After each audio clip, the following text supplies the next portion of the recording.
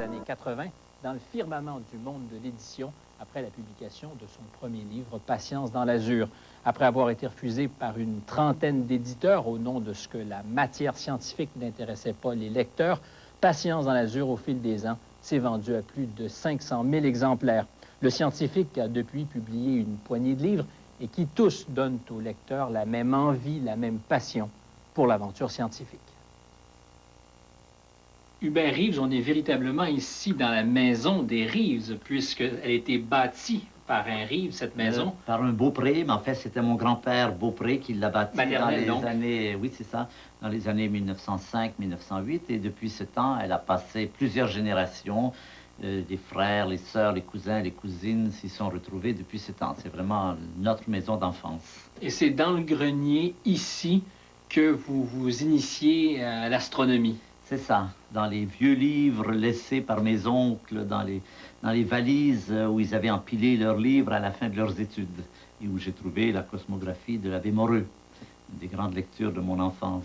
Vous étiez très près de la nature à l'époque. Ici, on n'était pas encore en banlieue de Montréal. C'était la vraie campagne. D'ailleurs, on le voit sur les photos, hein, c'était champêtre au dernier degré, là. Oui, il y avait des fermes, on allait... C'est la maison telle qu'elle était à l'époque. Voilà, telle qu'elle était à cette époque, exactement, quand mon grand-père l'a construit dans ces années. Il y avait très peu de maisons, c'était vraiment sauvage. Il y avait des animaux, il y avait plein de choses. Aujourd'hui, c'est un peu la banlieue lointaine de Montréal. La nature, à l'époque, puisqu'elle est abondante ici, vous intéresse beaucoup. Vous êtes tout de suite très curieux de ce qui vous environne. Oui, c'est ça. C'est quelque chose qui m'est arrivé comme ça. Et je me souviens que j'avais des petits amis qui se moquaient de moi et je ne comprenais pas pourquoi ils se moquaient de moi. Mais pourquoi? Ben, je ne sais pas, ils trouvaient ça ridicule et moi je ne comprenais pas pourquoi eux trouvaient ça ridicule. Parce que vous étiez dans la Lune, peut-être, sans jeu de mots. Parce que j'allais dans les îles au large et que j'allais voir les fleurs et les oiseaux et que je n'avais jamais passé beaucoup de temps en chaloupe, simplement sans bouger, à regarder les fleurs, les oiseaux, les poissons et tout ça. C'était une sorte de plaisir très intense. Vous étiez naturellement contemplatif, très jeune? Je pense, oui. J'aimais beaucoup avec la chaloupe m'arrêter dans les marécages et rester là sans faire de bruit pendant longtemps. Parce que quand vous arrivez, évidemment, les animaux s'enfuient. Mais quand vous êtes là pendant très longtemps, vous voyez revenir les rats musqués, les oiseaux, les martins pêcheurs, les canards. J'aimais beaucoup cette impression d'être comme absent, de sorte que les oiseaux ou les animaux continuent à faire leur affaire. Ça me portait un grand plaisir. Ce qui fait qu'à l'époque, vous auriez très bien pu choisir de devenir botaniste plutôt qu'astrophysicien. Ou... Tout à fait, oui, oui, ou écrivain. J'avais pensé écrire, ça me plaisait beaucoup aussi. Donc la patience dans l'azur, pour vous paraphraser, ou paraphraser Valérie plutôt, Valérie, oui. C'est pas d'hier. C'est pas d'hier, non. Non, c'est une vieille passion, effectivement. Est-ce que ça se développe? Je ne peux pas vous dire. Tout ce que je peux... Ça se cultive, la patience? Ça se cultive, et je pense que ce que je dis souvent aux parents, c'est important de développer ça chez les enfants. Le plus beau cadeau que vous pouvez faire à vos enfants, c'est de les amener dans la nature et de leur montrer comme c'est agréable de regarder, de voir. Et si les enfants sentent que les parents aiment ça, eh bien, eux-mêmes, ils prennent plaisir, et puis c'est un plaisir pour le restant de leur jour après. Est-ce que je me trompe ou de plus en plus, puisque vous parlez des enfants, on oublie cette part de la réalité qu'est la nature? On est comme en retrait.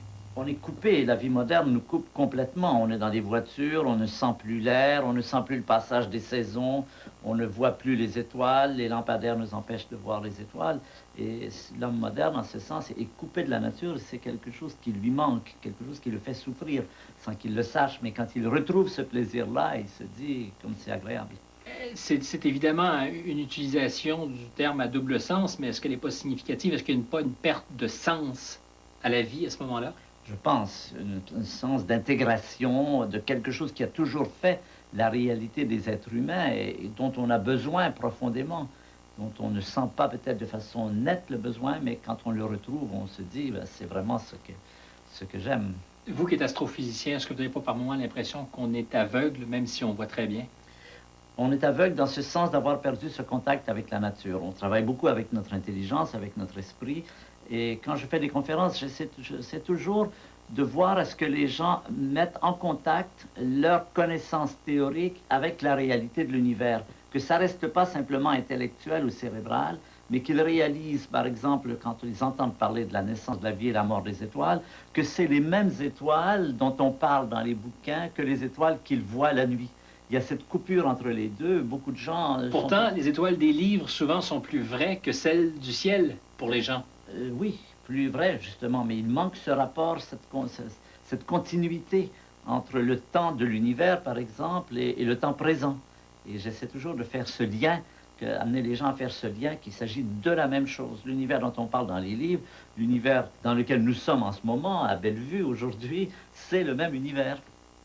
Comme pédagogue et comme vulgarisateur, est-ce que ça complique pas beaucoup votre travail que d'avoir à rappeler à tout le monde, avant toute chose, avant même de faire acte d'enseignement, qu'on est coupé et qu'on oublie qu'on vit dans cet univers dont vous parlez? Non, au contraire, ça aide, parce que ça introduit une dimension émotive, une dimension de sentiment à la réalité. La réalité n'est plus simplement quelque chose d'intellectuel, mais quelque chose qui fait appel à des sentiments, à un vécu. C'est très important de ne pas être coupé de son vécu, que la tête ne soit pas coupée du corps. Et au contraire, je trouve que ça dramatise un peu l'enseignement et les gens sont beaucoup plus pris. C'est au contraire un excellent moyen de les prendre, de les créer. De les saisir. De les saisir, oui. Hubert Reeves vient au monde à Montréal en 1932. Si son environnement familial ne prédisposait pas spécialement le jeune Reeves à une carrière scientifique, le travail intellectuel, les livres, étaient néanmoins valorisés à la maison. Très tôt, les enfants de la famille Reeves sont d'ailleurs initiés par leur mère aux merveilles de la littérature, de la poésie et de la musique. S'il aime les lettres et la musique des mots, Reeves choisit cependant très tôt une carrière scientifique. Déjà à 16 ans, il passait plusieurs semaines à l'observatoire de Harvard à interroger le ciel, l'azur. Étudiant en physique à l'Université de Montréal, Hubert Reeves découvre alors avec surprise que l'enseignement de la science se fait en vase clos. Une chose qui m'a un peu étonné quand je suis arrivé en sciences, à la faculté des sciences, c'est de remarquer, d'observer une sorte de sectarisme. Mes collègues, plusieurs de mes collègues, très scientifiques, considéraient que la littérature, la musique, tout ça, c'était futile. Vraiment, ce qui importait, c'était la science et le restant n'avait aucun intérêt. Et moi, j'étais un peu choqué par cela parce que j'aimais beaucoup la poésie, la musique, et je ne voyais pas pourquoi il y avait cette division. Et en même temps, j'ai découvert chez beaucoup de littéraires l'idée que la science, c'est sans intérêt, que vraiment ce qui est intéressant, ce sont les arts, les lettres et la musique, ce qui me paraissait également un point de vue biaisé, un point de vue sectaire. Et ce que j'ai essayé de faire, voilà, c'est ce que j'ai essayé de faire dans mes livres, c'est une sorte de réconciliation. C'est de dire aux scientifiques que la poésie, ça n'est pas futile, mais c'est très important dans la vie d'une personne, et de dire aussi aux littéraires que la science, ça peut être très intéressant, ça peut nous apprendre des choses fondamentales sur notre réalité humaine, des choses sur lesquelles on peut ensuite réfléchir en termes de philosophie ou de lettres, etc. C'est cette barrière qu'il m'importait de dépasser, et je suis très content de voir que mes livres sont lus, en fait, beaucoup plus par des littéraires, des musiciens, souvent. Ou des novices du point de vue de la science. Ou des tout à fait novices, des gens qui sont passionnés mais qui n'ont jamais trouvé le moyen de s'initier et pour lesquels mes livres sont une bonne initiation. Mais il reste que vous faites le choix de la science, entre ces deux amours. Je ne sais pas si votre cœur a balancé vraiment entre, par exemple, la musique, l'écriture ou la science, mais vous choisissez la science et la physique à l'Université de Montréal. Oui, comme profession. Comme profession. Il faut bien, comme profession, il faut bien prendre quelque chose. Et c'est une période, effectivement, je découvre que j'aime beaucoup les mathématiques. Et parmi toutes les sciences que j'aurais pu faire, parce que j'étais intéressé à la biologie, à la géologie, mais je voulais faire une science dans laquelle il y a beaucoup de mathématiques, parce que j'aime bien les mathématiques, et je me sens bien dans... Et je trouvais que la physique présentait une sorte de défi qui me paraissait très intéressant.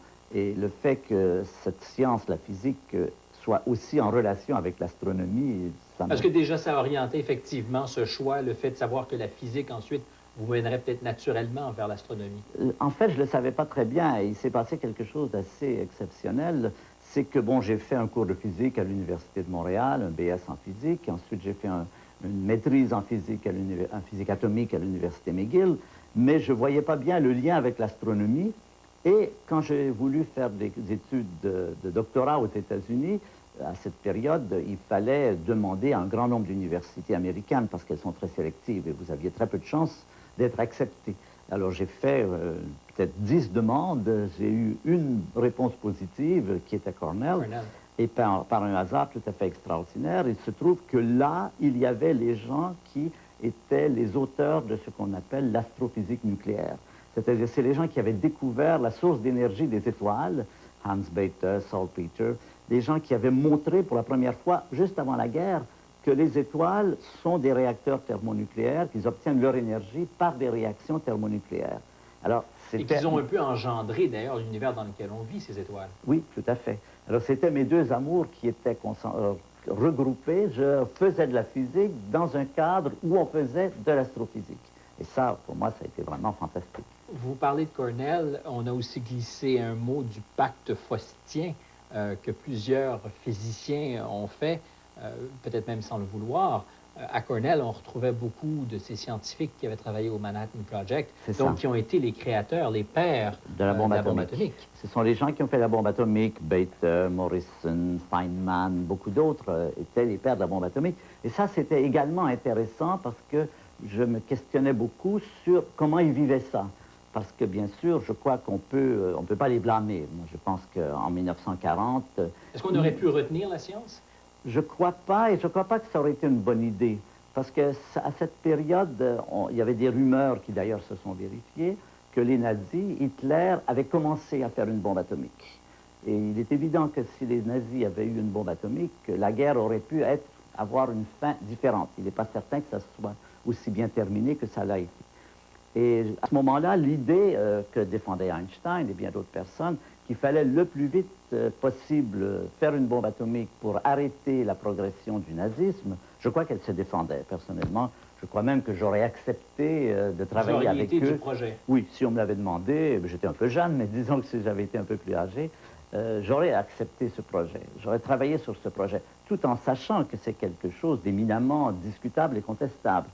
Et les gens qui ont fait ce projet, donc je les ai retrouvés après à Cornell, et ça m'intéressait de voir comment ils vivaient ça. Alors bon, ils se justifiaient dans les termes que je vous dis, mais on voyait très bien qu'ils étaient très malheureux. L'idée qu'ils avaient participé à un projet qui avait effacé d'un coup 2 villes japonaises avec 80 000 morts, c'est quand même dur à porter dans vos cauchemars. Et quand on décide de faire de la physique sa profession, est-ce que c'est pas inquiétant, cette puissance qui est inhérente à cette matière d'étude? C'est sûr.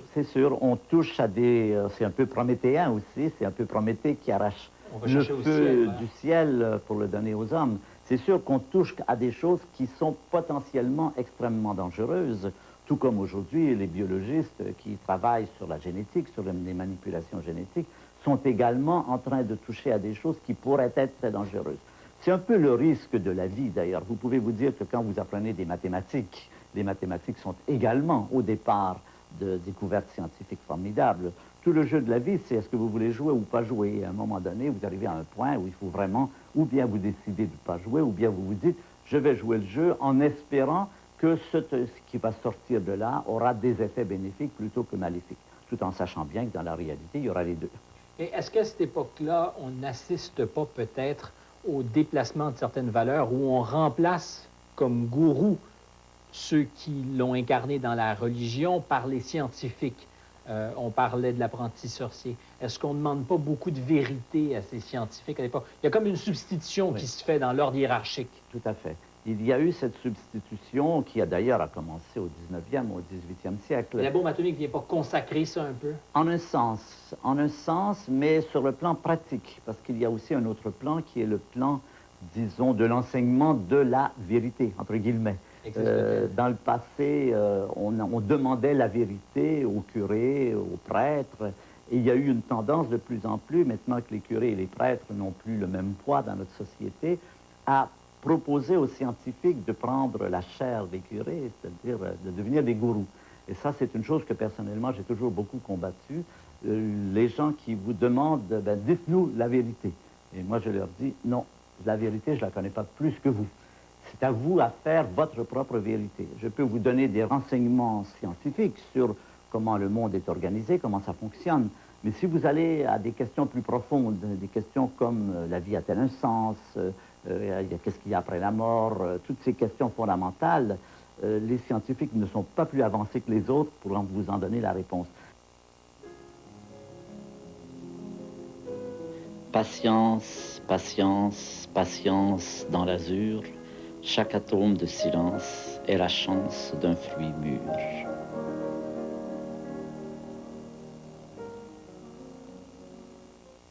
Hubert Reeves, j'ai l'impression que dans Patience dans l'azur, il y a les germes de l'ensemble de ce qui va suivre dans votre œuvre, que tout est contenu dans Patience dans l'azur. C'est un peu le Big Bang de votre œuvre. Tout vient de Patience dans l'azur. C'est assez vrai, oui. Il y a beaucoup d'interrogations que je me suis posées ou de réflexions que j'ai faites de façon embryonnaire en Patience dans l'azur. Et ensuite, ça m'a donné l'occasion, après coup, d'y repenser et d'en faire des chapitres d'autres œuvres. Mais il y a un autre aspect aussi, c'est que Patience dans l'azur j'ai eu beaucoup de courriers de gens qui me répondaient, qui m'écrivaient, qui me posaient des questions à partir de Patience dans l'azur. Et j'ai pu voir ce qui intéressait les gens, ce qui était dans qu'on peut appeler la conscience collective de l'interrogation des gens par rapport à ces sujets. Et j'ai fait le second livre, qui était L'heure de s'enivrer, justement à partir des questions que les gens posaient, des interrogations précises. C'était une espèce de dialogue que je faisais. On fait un livre, on reçoit des courriers qui posent des questions, ça inspire un nouveau livre. Et je refais la même chose avec ma licorne aussi. Les trois ont cette succession. La motivation venait énormément des gens qui me posaient des questions par courrier ou en conférence. Ça, c'est pas clair dans votre livre. Voulez-vous nous expliquer ça? Puis ça ouvre telle perspective. Avez-vous déjà réfléchi à ça? C'est comme les poupées russes, là. Les uns s'enchassent dans les autres. Souvent, j'y avais même jamais réfléchi, mais de voir que 25 personnes posaient cette question, je me disais, c'est intéressant. Ça me faisait un motif de réflexion, de lecture. Puis j'ai essayé de résumer un peu comment je voyais la situation. Oui, parce qu'au fil des livres, vous agrandissez aussi la fourchette de vos réflexions. Vous vous intéressez à la psychanalyse, vous vous intéressez aux autres sciences. Vous n'êtes plus qu'astrophysicien, vous êtes vulgarisateur, mais votre fourchette, je le répète, est de plus en plus large.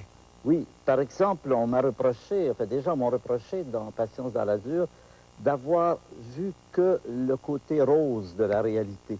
Ils ont dit, voilà, vous racontez une belle histoire, et c'est vrai que dans la réalité, il y a une belle histoire qui est cette évolution du cosmos, mais vous laissez de côté tout un aspect qui est aussi important et qui est l'aspect pas beau de la réalité, c'est-à-dire l'horreur, les guerres, la souffrance, tout ça. Pourquoi vous n'incluez pas, puisque vous prétendez faire parler du cosmos dans son ensemble, il faut également parler de ce qui accroche, pas seulement de ce qui passe bien, mais de ce qui accroche. Et l'heure de s'enivrer, c'était un petit peu ça aussi, d'essayer de comprendre. Voilà, la pulsion de mort. C'est comme si Patience dans la vie, ça avait été seulement sur la pulsion de vie, tout va bien, ça roule. Et l'heure de s'enivrer, c'est mais aussi, il y a des guerres, il y a des choses horribles, et comment intégrer dans une vision de l'ensemble du monde la réalité humaine, par exemple, qui cloche, il faut bien dire, terriblement dans la beauté du cosmos. Il y a l'harmonie des sphères, mais sur la Terre, il y a des endroits où il n'y a pas beaucoup d'harmonie. Dans Patience dans l'azur, vous faites quelque chose qui, peut-être pour certains, néophytes et très audacieux, vous créez presque une nouvelle généalogie à l'homme. En fait, vous allez avant Darwin et vous faites remonter l'homme à l'atome, à la poussière d'étoiles. D'ailleurs, c'est une belle figure de style. Vous dites, nous sommes tous fils et filles de poussière d'étoiles. On est donc beaucoup plus vieux qu'on le pensait. C'est ça. C'est peut-être la découverte à partir des années 60-70. Darwin avait bien montré effectivement qu'il y a une évolution sur la Terre, de la vie sur la Terre, à partir biologique, de bactéries, oui, biologique, oui, qu'on pouvait remonter le temps de l'être humain jusqu'aux bactéries. Mais pour lui, c'était le début de l'histoire. Il n'avait pas les moyens de voir que ça n'était qu'un chapitre de l'histoire. Et ce dont on s'est rendu compte très progressivement, et ça met toujours un certain temps, des fois on vous met des choses comme ça devant vous, puis vous ne les voyez pas tout de suite, c'est que vous prenez un peu de recul et vous les voyez. Mais quand on a découvert le Big Bang, et ça c'est à partir du début du siècle, mais ça n'est devenu vraiment crédible qu'en 1965, avec la découverte du rayonnement fossile. Là, on s'est aperçu que le Big Bang, il fallait en tenir compte. C'était une réalité incontournable, disons. Je pense qu'il est important quand même de préciser ce que c'est que le rayonnement fossile, Oui. puisque c'est un peu l'image la plus éloignée qu'on ait de ce Big Bang. Oui, c'est l'image du Big Bang. C'est des photons, un ensemble de photons qui ont été émis il y a 15 milliards d'années, pas tout à fait au Big Bang, mais pas beaucoup plus tard, et qui circulent depuis ce temps-là et qui viennent nous montrer ce qu'était l'univers il y a 15 milliards d'années. C'est donc une image en direct de l'état du cosmos il y a 15 milliards d'années. On les voit, ces Et photons. on les voit, on les enregistre. Le satellite Kobe, dont les photos ont été présentées dans tous les journaux au printemps dernier, l'image qu'on a vue, c'est vraiment l'image de ce qu'était le cosmos à cette période. Et cette image nous a donc confirmé cette idée que l'univers avait été très chaud, très dense, très lumineux et complètement chaotique. Et du coup, on avait une image d'une évolution qui n'allait pas seulement de la bactérie, il y a 4 milliards d'années, jusqu'à l'être humain sur la Terre, mais dans tout le cosmos, d'une évolution qui partait de ce Big Bang dans lequel il n'y avait même pas d'atomes, même pas de molécules, et que cette histoire de Darwin, cette évolution à partir d'un passé primitif, on pouvait la faire reculer encore 10 milliards d'années plus loin et l'amener jusqu'au Big Bang. Cette seconde du début de tout, en fait. Il reste quand même qu'il y a des mystères. Par exemple, qu'est-ce qui précède le Big Bang? Quel est cet instant, cette fraction qu'on ne saurait nommer, d'ailleurs? Est-ce que le vocabulaire n'est pas impuissant face à la description de ces choses qui précèdent le Big Bang? Ça, pour nous, c'est l'horizon. C'est l'horizon, au sens propre, où quand vous regardez sur la mer, vous voyez jusqu'à l'horizon. Et si vous vous demandez est-ce qu'il y a de l'eau derrière l'horizon, vous le pensez bien, mais vous n'avez aucune preuve puisque vous ne voyez que jusque-là.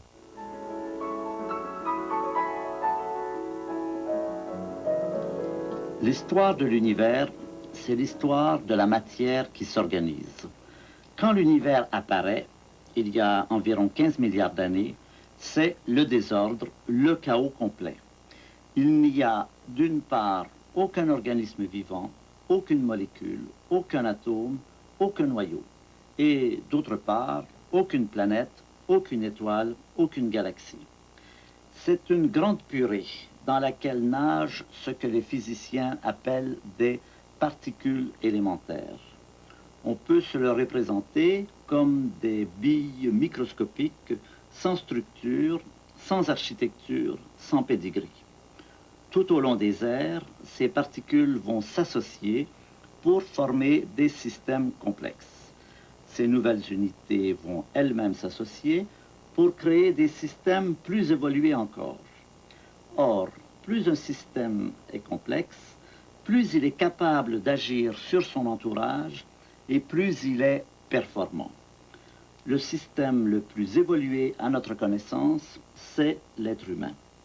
Quand vous fermez les yeux et prenez conscience de votre propre existence, quand vous ouvrez les yeux et observez l'univers, vous accomplissez la plus grande performance jamais réalisée.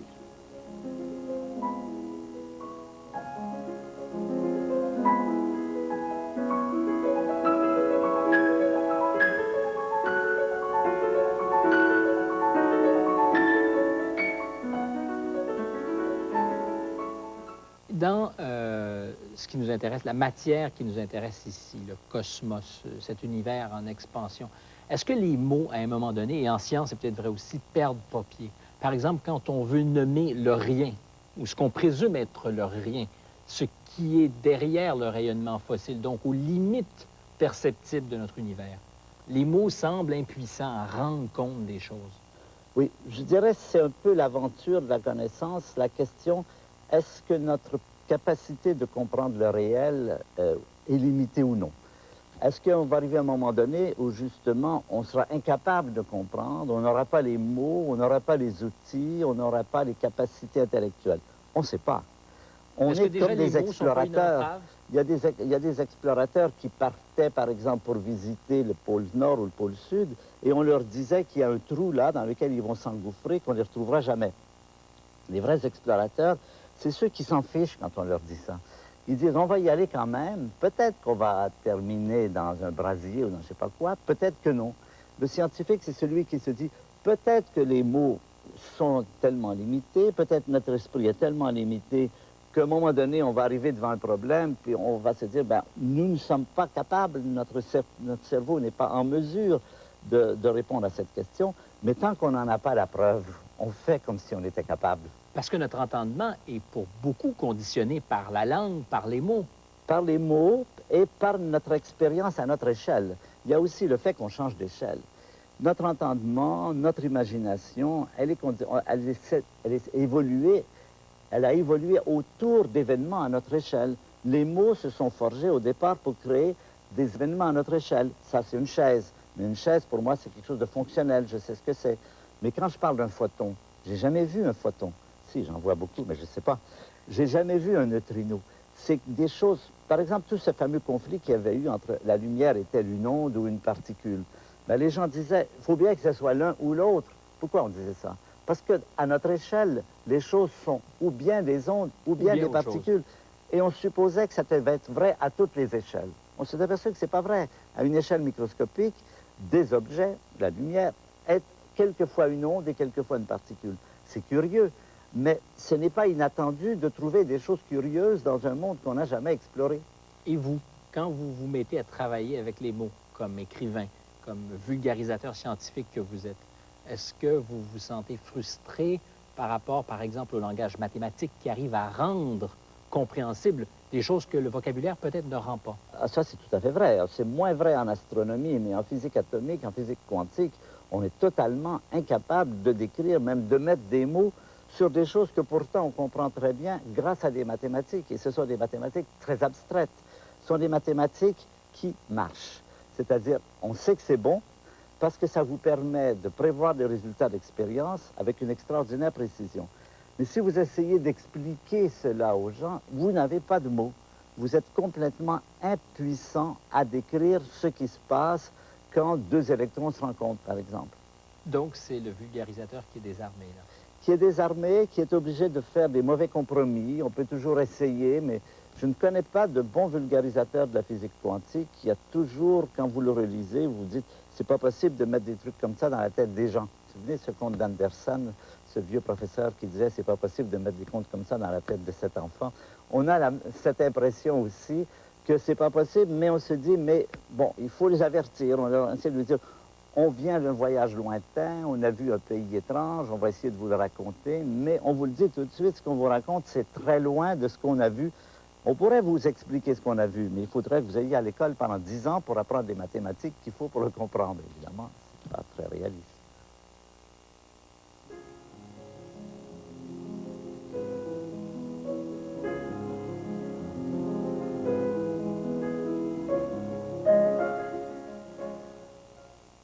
Un grand nombre de biotopes et d'espèces vivantes disparaissent. Les forêts se rétrécissent et les sous-bois deviennent des parkings. L'asphalte et le béton sont les manifestations de cette nouvelle et menaçante monotonie. Monet à Argenteuil, Seurat à Louvciennes. Je connais depuis longtemps les noms de ces lieux magiques qui ont inspiré les peintres impressionnistes. Quelle déception et quelle désolation quand j'ai vu pour la première fois les berges de la Seine. Au plaisir de revoir ces tableaux se mêle aujourd'hui une note de tristesse et d'angoisse. Tristesse par rapport au gâchis, angoisse par rapport à l'avenir des lieux encore verdoyants. Hubert Reeves, vous avez dans l'heure de s'enivrer une très belle phrase où vous dites « Le sort du sens est entre nos mains ». Est-ce que c'est à dire que l'humanité est vraiment à un chemin, à une croisée des chemins plutôt? Elle fait face à la plus grave crise qu'elle a jamais rencontrée, c'est-à-dire la crise de la détérioration de la planète qui pourrait bien amener éventuellement l'extinction des êtres humains. Et c'est une crise, en fait, qui est de notre propre effet. C'est ce qu'il y a de tragique. C'est notre grande puissance, notre grande capacité d'interaction, notre grande science, technologie, qui nous a amenés à créer les instruments qui menacent notre présence ici. Je pense bien sûr à l'effet de serre qui est dû au dégagement de gaz carbonique, à la destruction de la couche d'ozone qui est due au CFC que l'on envoie dans l'espace. Et aujourd'hui, nous sommes tellement nombreux et tellement puissants, notre interaction est si forte avec l'environnement que l'environnement est menacé et qu'on est un peu comme des gens qui sont en train de couper la branche sur laquelle ils sont assis. Est-ce qu'il y aurait une pulsion de mort implicite chez l'être humain ou dans les forces qui nous font avancer? Je ne sais pas si elle existe vraiment, mais tout se passe comme s'il y en avait une. Par exemple, quand on a vu la vitesse avec laquelle les êtres humains ont bâti des bombes atomiques et ont créé un arsenal nucléaire capable de détruire l'humanité, on aurait pu se dire que tout se passe comme s'il y avait eu comme un désir de mettre sur pied quelque chose qui pouvait nous exterminer.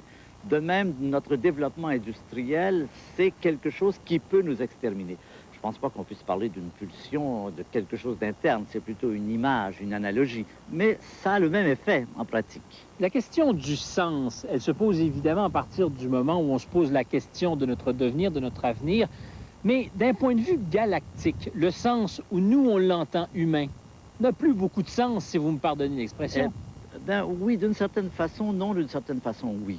Disons que la destruction de la planète, supposant une guerre nucléaire qui aurait fait sauter la planète, c'est quelque chose qui n'aurait eu aucun effet visible, même des étoiles les plus rapprochées. On aurait pu dire, mais quelle importance à l'échelle de la galaxie, le fait que la planète Terre se soit fait sauter.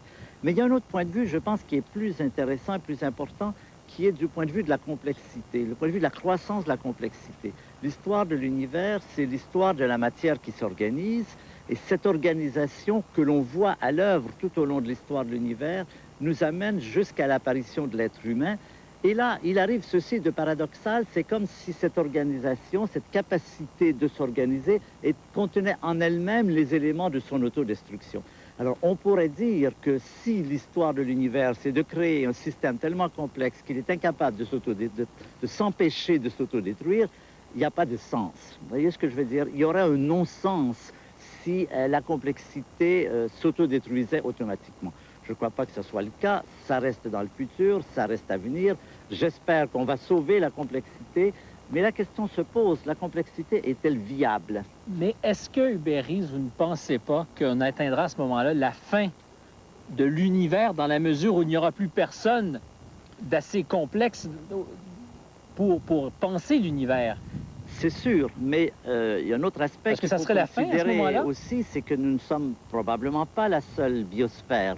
Nous n'avons pas de certitude à ce propos, mais nous pensons qu'il y a beaucoup de planètes habitées, et sur ces planètes, il y a vraisemblablement eu de la vie, un développement de la vie, une apparition de la complexité. Et je pense que les problèmes que nous rencontrons aujourd'hui, qui sont, pouvons-nous coexister avec notre puissance en ne pas nous détruisant par cette puissance, probablement que ces problèmes, ils ont été rencontrés par beaucoup d'autres planètes dans l'univers, et on peut imaginer un voyage intersidéral où on visiterait des planètes. Il y aurait deux cas possibles. Il y aurait le cas des gens qui n'ont pas réussi à coexister avec leur puissance, alors planète morte avec des débris radioactifs, et puis ceux qui ont réussi à coexister, c'est-à-dire qui ont passé cette crise et qui vont vers autre chose, on ne sait pas quoi, mais qui continuent à évoluer, à se complexifier. C'est donc dire que l'évolution vers la complexité mène, quelle que soit la planète, si on accepte qu'il y a d'autres planètes habitées, vers la même croisée des chemins, vers un potentiel d'autodestruction. Voilà. Je pense que c'est plausible, bien sûr, on ne peut pas être affirmatif. Mais tout cela semble bien plausible. En fait, on ne voit pas comment on l'éviterait. On ne voit pas comment le développement de la vie, de l'intelligence, avec la difficulté de vivre, la nécessité de développer des armes qu'on voit dans le monde animal, qu'on voit chez les êtres humains, l'apparition de l'intelligence comme une technique de survie, l'apparition de la science comme moyen de survivre, ne mènerait pas en même temps à la découverte de la physique nucléaire, de l'armement nucléaire. Vous voyez, il y a comme une logique dans tout cela, dont il est difficile de penser que ça n'est pas quelque chose de très commun dans l'univers. Il y a donc un plan, il y a donc un scénario. C'est Démocrite qui parlait du hasard et de la nécessité. Vous en avez souvent fait état dans vos écrits. Il y a presque une nécessité dans l'évolution. Oui, on peut dire nécessité. On n'échappe pas à ce destin. Dire, mais je pense qu'en gros, on a l'impression que la croissance de la complexité est un phénomène qui est bien engrammé dans l'évolution de l'univers.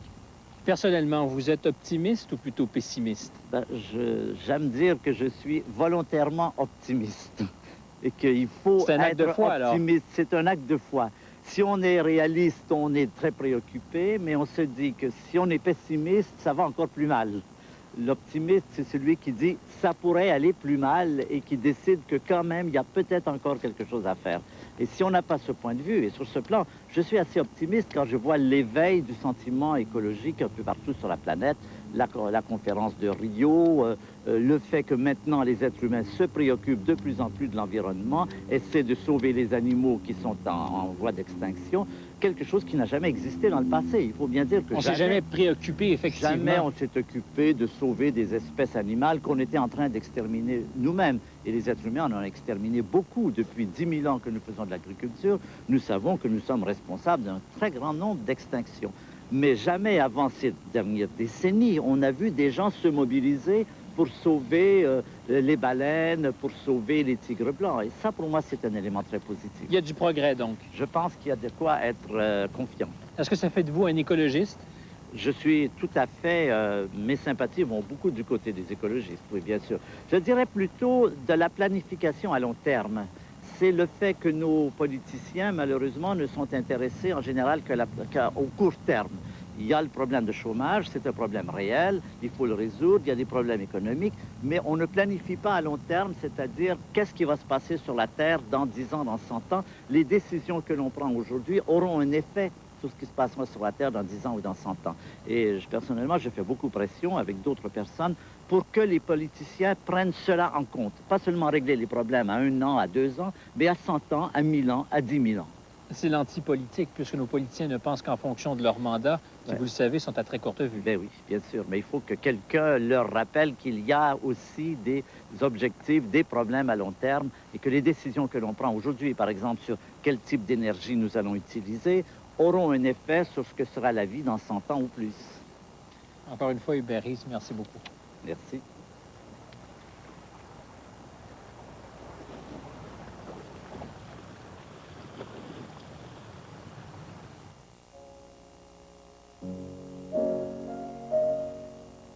Que ce soit pour parler de développement durable, d'environnement ou encore pour enseigner sa passion de la science, Hubert Reeves semble toujours disponible. L'astrophysicien est sorti depuis belle lurette de sa tour d'ivoire pour faire découvrir au plus grand nombre les secrets du cosmos. Entre l'écriture, qui l'absorbe de plus en plus, son travail de vulgarisation, d'enseignement et la recherche qu'il continue à faire, Hubert Reeves doit s'imposer une rigoureuse discipline. Je suis curieux de voir ou de savoir comment s'arbitre maintenant votre temps, maintenant que vous êtes de plus en plus appelé par l'écriture. Qu'est-ce qui reste comme temps pour la recherche, pour le travail de scientifique qui, à l'origine, vous anime évidemment? Oui, ben, c'est pas un problème facile à résoudre. J'essaie de le contrôler, tout cela, mais en gros, je me donne des limites, comme par exemple, au moins la moitié du temps pour la recherche, l'enseignement au niveau professionnel, la lecture de manuscrits scientifiques. Et puis l'autre moitié, je l'utilise pour des conférences. J'ai des conférences très variées, des gens du 3e âge, quelquefois des enfants de 5 ans, dans tous les milieux.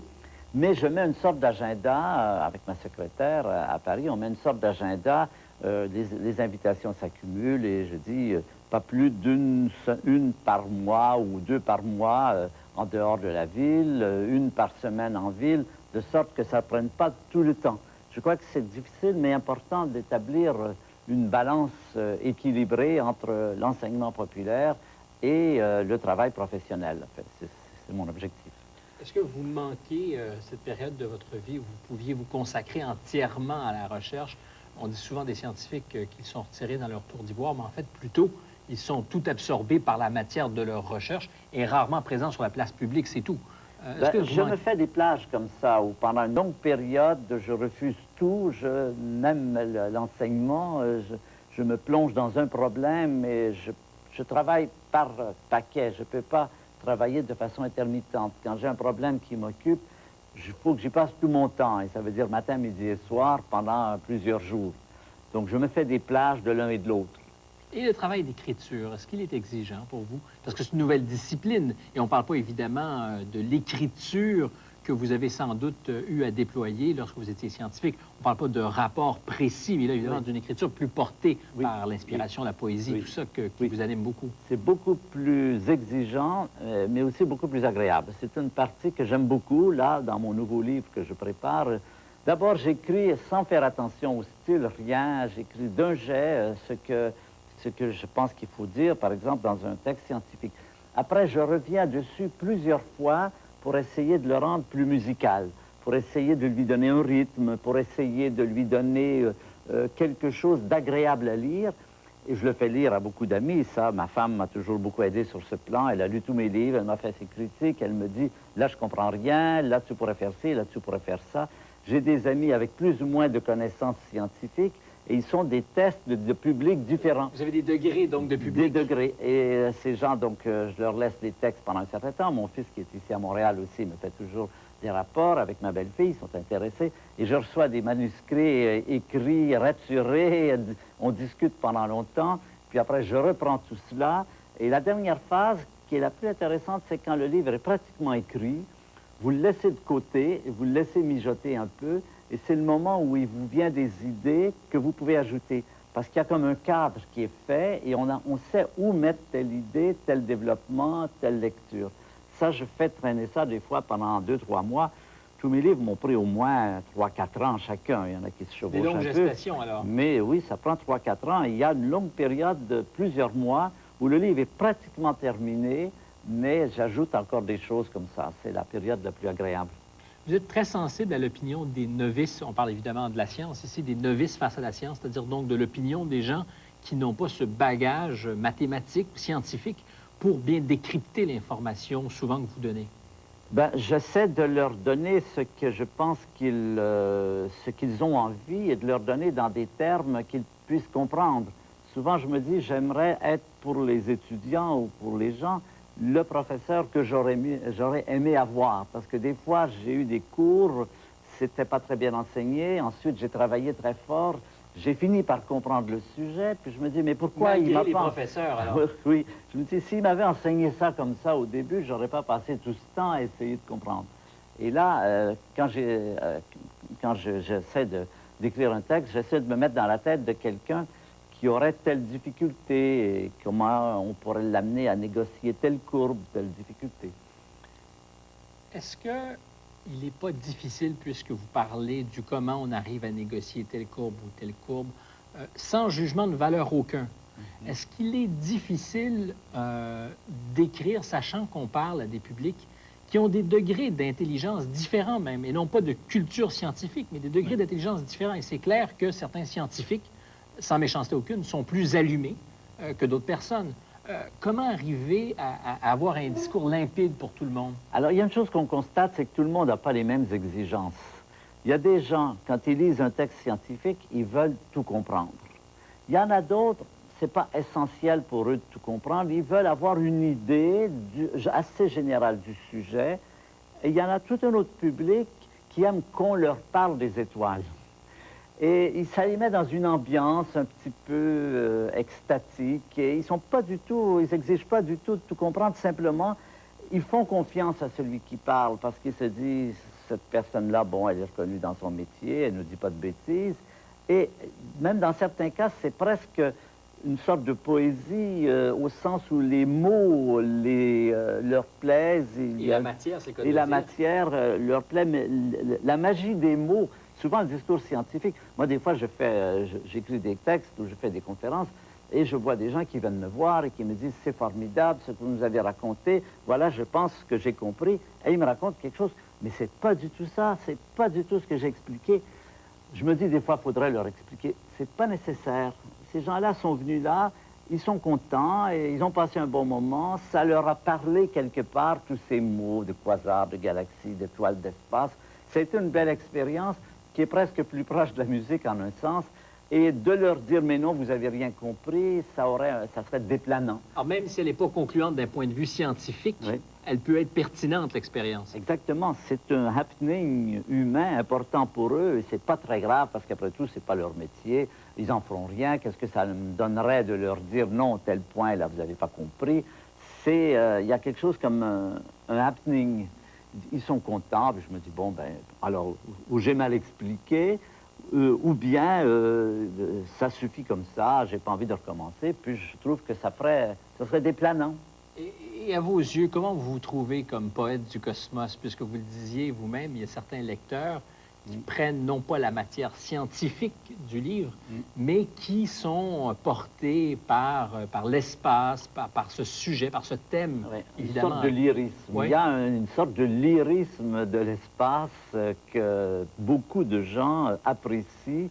Et encore une fois, ils n'exigent pas de pouvoir l'expliquer dans le sens où ils pourraient le reproduire mot à mot. C'est pas ça leur problème. Ils disent ça parce que ça les enivre d'entendre parler de l'espace, puis ça crée un vertige, évidemment, quand vous parlez de milliards d'années-lumière, de galaxies, d'étoiles en explosion et tout ça. Il y a un vertige là-dedans, et pour beaucoup de gens, et je blâme pas ça du tout, je comprends ça très bien, nous avons tous aussi ce vertige devant cet espace, sauf que si vous êtes scientifique, vous ne voulez pas avoir seulement que ça, mais il y a des gens pour lesquels c'est tout à fait une belle expérience et ça leur suffit. Et vous, comme interprète de cette musique cosmique, si tant est qu'on puisse appliquer cette métaphore, comment vous trouvez, comment vous avez l'impression de manier les mots? Ben, j'essaie surtout de ne pas cultiver ça. Je pense que si on essaie de cultiver ça, on passe à côté. Il suffit simplement de présenter les faits tels qu'ils sont, et les faits sont suffisamment merveilleux pour que ça déclenche ça. Je pense à ça, par exemple, quand je vois des gens qui font des tableaux où ils essaient de reproduire des étoiles en explosion ou des planètes. C'est très souvent très mauvais. C'est beaucoup moins inspirant qu'une vraie photographie d'une étoile en explosion qui vous fait bien plus rêver que la reproduction, conception d'artiste, comme on dit, de ce genre de truc-là. Là, c'est un cas où la réalité dépasse énormément la fiction. De valeur. La science ne peut pas vous dire ce qui est bien ou ce qui est mal. La science est amorale. Elle est en dehors de ce contexte de bien ou de mal. Elle peut vous dire comment faire des bombes atomiques. Elle ne peut pas vous dire si vous devez en faire ou non. Elle peut vous dire comment faire des manipulations génétiques, mais la décision de savoir si on en fait ou si on n'en fait pas n'est pas du tout une décision scientifique et ne peut pas être prise sur des bases scientifiques. C'est des décisions très importantes qui sont des décisions de nature morale, philosophique. Traditionnellement, c'était les grandes religions qui donnaient la morale. Et aujourd'hui, justement, il y a comme un vide parce que les grandes religions n'ont plus l'impact qu'elles avaient, mais les questions sont toujours là. Et la science ne peut pas vous donner ces réponses. De par sa nature, elle est étrangère aux questions du bien ou du mal. Exactement, justement. Et c'est ce contre quoi je pense qu'il faut réagir et contre lequel je réagis toujours assez fortement quand les gens me donnent ou m'offrent ce pouvoir. Je leur dis, vous avez tort, vous vous conduisez comme des enfants. Vous demandez un père, vous demandez un chef, vous demandez un Dieu. Il n'y a pas de Dieu à attendre de moi. Je suis un scientifique, mais à part ça, je suis un homme comme vous et j'ai les mêmes problèmes que vous par rapport à des questions comme la vie a-t-elle un sens? Parce que la vérité scientifique peut déboucher sur les mêmes angoisses existentielles. La vérité scientifique vous dit comment est fait le monde et les angoisses sont reliées à la question de la vie a-t-elle un sens? L'angoisse n'est pas reliée au mouvement des étoiles, elle est reliée au mouvement de l'univers en tant qu'existant, la vie difficile, la mort, c'est ça qui est à la base de l'angoisse. Et ça, ce ne sont pas des réalités sur lesquelles la science puisse dire quoi que ce soit.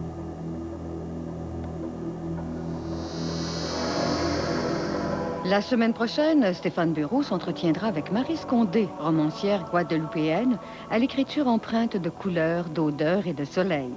Dans un instant, la série policière « Les 5 dernières minutes ».